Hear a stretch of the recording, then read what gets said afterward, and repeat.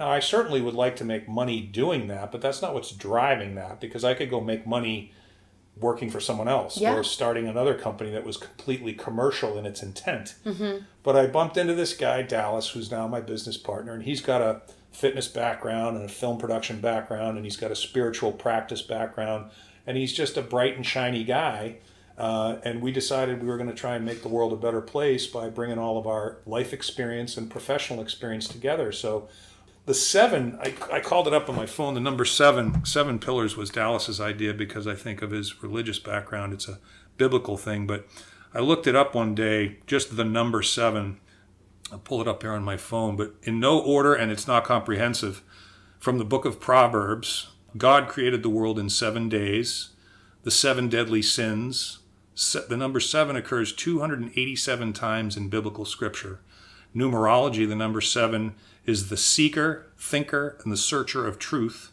The 7 chakras in Hinduism, 7 gates of hell in Islam, the 7 kings of Rome, the 7 planets, the 7 seas, the 7 wonders of the world, 7th heaven, 7 years of bad luck, 7 days a week, 7 colors in the rainbow, 7 continents, and the lucky number 7.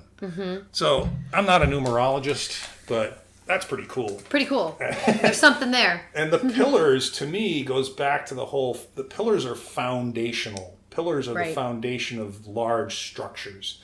And I think the pillars are things that, it's an acronym. The reshape word is what we've used as this acronym, like rigor and accountability and service and honesty and all these things are part of, underneath each one of these professional, physical, emotional, and spiritual practices, if you will. If you can bring these qualities of rigor and honesty and enthusiasm and personal accountability into all of these areas, you're boosting yourself up and bolstering your ability to get moving on that mission, that discovery to what it is you want to do next and how to feel better, have a more positive impact on the world. It just kind of all made sense. It totally makes sense. And what we're going to offer, what we're offering here shortly, is content. And the content is written, so guides and books and things of that nature, and then audio, like guided meditations, which I've already made a few, and you and I have talked about that a lot, and podcasts, hopefully at some point. I'm using this on my site too, by the way. Cool.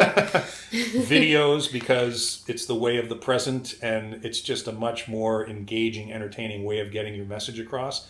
And then the ability, humbly, of speaking in front of groups of people that are interested in doing something else. And so in kind of conclusion of that self-serving advertisement there, I think the two audiences for me are very distinct. I think you're in one and I'm in the other.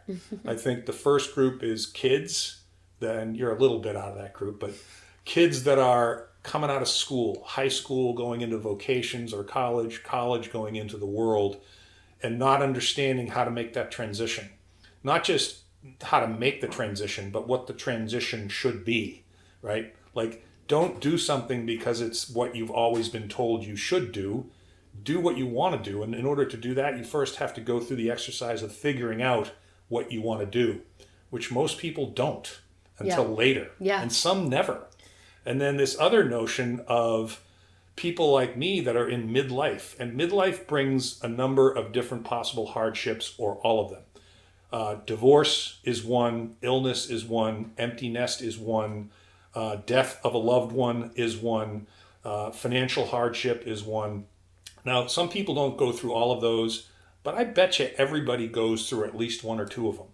And so this midlife that we give this notion of crises to, where it's either I'm not sure how much time I have left, so I want to do something with more meaning, or I have all this space now because of these hardships or transitional moments in my life, and I don't know what to do next.